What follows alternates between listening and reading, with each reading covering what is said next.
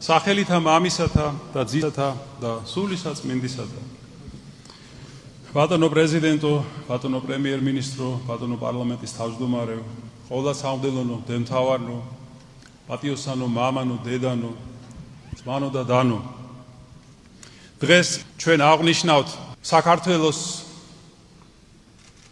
მართლმადიდებელი სამოციქულო ეკლესიის ავტოკეფალიის აღდგენის დღეს.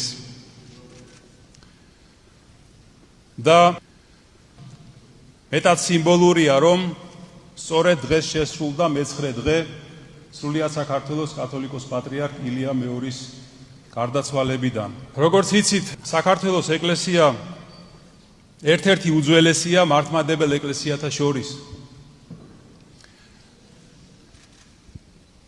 ჯერ კიდევ მე-5 საუკუნეში წმინდა კეთილმსახურ მეფე ვახტანგ გორგასლის ძალისხმევით მოპოვებულ ავტოკეფალიას საქართველოს ეკლესია მიუხედავად მრავალი ქარტეხილისა, ტრების შემოსევებისა ინარჩუნებდა მე-19 საუკუნის დასაწყისამდე. და აი 1811 წელს რუსეთის იმპერატორის განკარგულებით ჩვენი ეკლესიის ავტოკეფალია გაუქმდა. ეს იყო უხეში დარღვევა საეკლესიო კანონიკის, მსოფლიო ეკლესიის 7 კრების კანონების. და აი ასეთი ავტოკეფალია დაკარგული ეკლესია და დაობლებული განაგრძობდა თავის ცხოვრებას 106 წლის განმავლობაში. მაგრამ მიუხედავად ამისა, ქართველი პატრიოტები არ წყვეტდნენ ბრძოლას ავტოკეფალიის აღდგენისთვის. აი, რატომ იბრძოდნენ ჩვენი წინაპრები ასეთი შემართებით, ჯერ ავტოკეფალიის მოპოვებისთვის, შემდეგ კი აღდგენისთვის? იმიტომ რომ ავტოკეფალიას უდიდესი მნიშვნელობა აქვს ერის სულიერ ცხოვრებაში.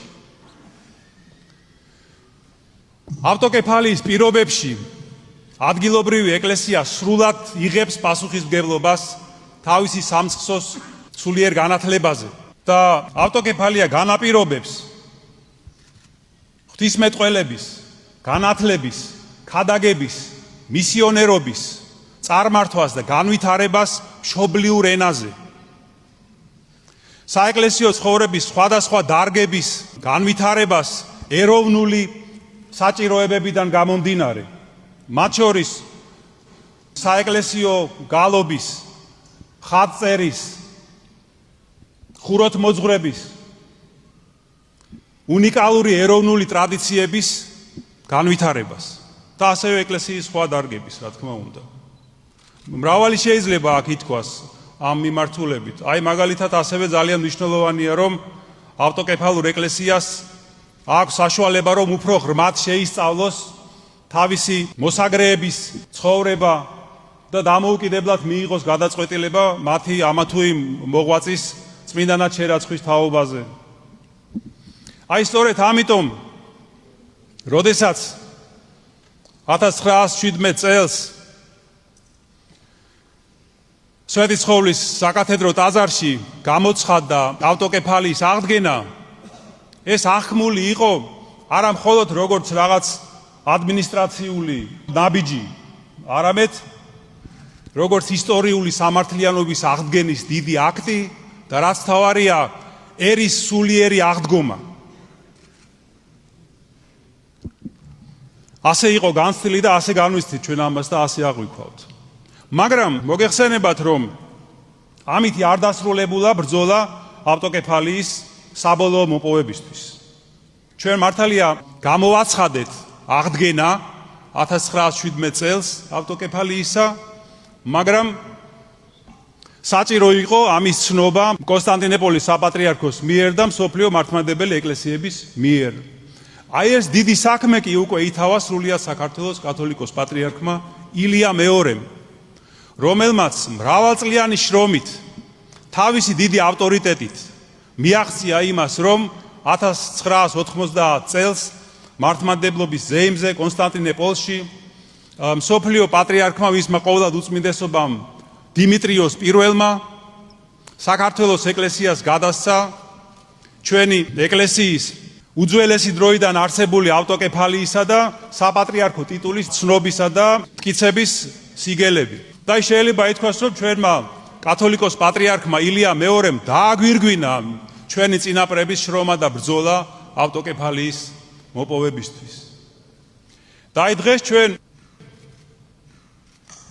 ვიმყოფებით სიონის წმინდა ტაძარში და დიდი მოწიწებით და მადლიერებით ვართ გამსჭვალულნი ჩვენი წმინდა პატრიარქებისადმი, წინაპრებისადმი, რომლებიც არ შეჰგუებიან ისინი ავტოკეფალიის დაკარგვას, არამედ თავიანთი თავგანწირვით, შრომით, დიდი ღვაწლის ფასად კვლავ დაუბრუნეს და აღუდგინეს ძველად არსებული ისტორიული ავტოკეფალია ჩვენს ქვეყანას და ეკლესიას.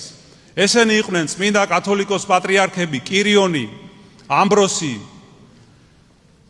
კალისტრატე, კათოლიკოს პატრიარქები ლეონიდე, ქრისტეფორე, მელქისედეკი, ეფრემი, სხვა სასულიერო პირები, საერო პირები, მიტროპოლიტი ანტონ გიორგაძე და სხვები. მაგრამ აი კათოლიკოს პატრიარქები აქ ამ წმინდა ტაძარში განისვენებენ და მათ გვერდით უკვე სამუდამო ადგილი დაიმკვიდრა მათმა ღირსეულმა მემკვიდრემ და მათი საქმეების გამგრძელებელმა კათოლიკოს პატრიარქმა ილია მეორემ. და როგორც ნათქვამია სახარებაში, ჩვენ ვხედავთ ყველანი, რომ ესრებ წყინავენ საქმენი მისნი, წინაშე კაცთა, რომ ჩვენ ვადიდებთ მამასა ჩვენსა ზეცათას. აი ეს დღეები, ძვირფასო ძმებო და დებო, უმძიმესია ჩვენთვის. მაგრამ ამავე დროს ჩვენ ვიცით, რომ როდესაც გარდაიცვლება წმინდა და მართალი ადამიანი, ამას თან სდევს სულიერი ნუგეშიც და სიხარულიც. აი ჩვენ ველოდით რა შეიძლება ეს, როგორ გამოვლინდება ეს. და ჩვენ მომსწრენი გავხდით ნამდვილი სასწაულისა. მთელი საქართველო ფეხზე ადგა და დაიძრა მისი უწმინდესობის და უნეტარესობის ნეშტისკენ თაყვანისცემის, მადლიერების, სიყვარულის გამოსახატავად. და ეს საოცარი ერთიანობა, საოცარი სიყვარული ღვთისადმი და პირადად მისდამი, მაგრამ მასში ხომ ეკლესიას ღმერთს განადიდებს ჩვენიერი და ღმერთს მადლობას უხდის. აი ეს ვიმეორებ, ეს გამოვლენილი სიყვარული და ერთიანობა ჩვენ გვაძლევს დიდ სულიერ ძალას, დიდ ნუგეშს, რომ გადაგვეტანა ეს ურთულესი დღეები და დიდ იმედს, ძვირფასო ძმებო და დებო, რომ ჩვენ ღვთის შეწევნით შევძლებთ შევინარჩუნოთ ის დიდი ღირებულებები, რაც ჩვენამდე მოიტანეს ჩვენმა დიდმა პატრიარქებმა და წინაპრებმა და მათ შორის რაც სრულიად საქართველოს კათოლიკოს პატრიარქმა ილიამ გვიანდერძა. ეს არის ჭეშმარიტი რწმენა ღვთისა, ერთგულება სამშობლოსი და სიყვარული ადამიანისა. აი თუ ჩვენ ამას შევინარჩუნებთ, თუ ჩვენ ამისთვის ვიბრძოლებთ და ვიშრომებთ, უფალი აუცილებლად შეგვეწევა ჩვენ და შეგვაძლებინებს როგორც ჩვენი საეკლესიო ავტოკეფალიის შენარჩუნებას, ასევე ჩვენი სახელმწიფოებრივი დამოუკიდებლობის შენარჩუნებას, ქვეყნის გამთლიანებას და გაძლიერებას.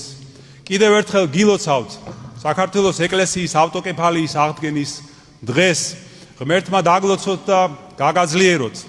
ღმერთმა დალოცოს, მოიხსენოს, შეიწყალოს და აცხოვნოს სრულიად საქართველოს კათოლიკოს პატრიარქ ილია მეორის უკტავი სული. ღმერთმა დალოცოს, გაამთლიანოს და გადაარჩინოს საქართველო. ამინ.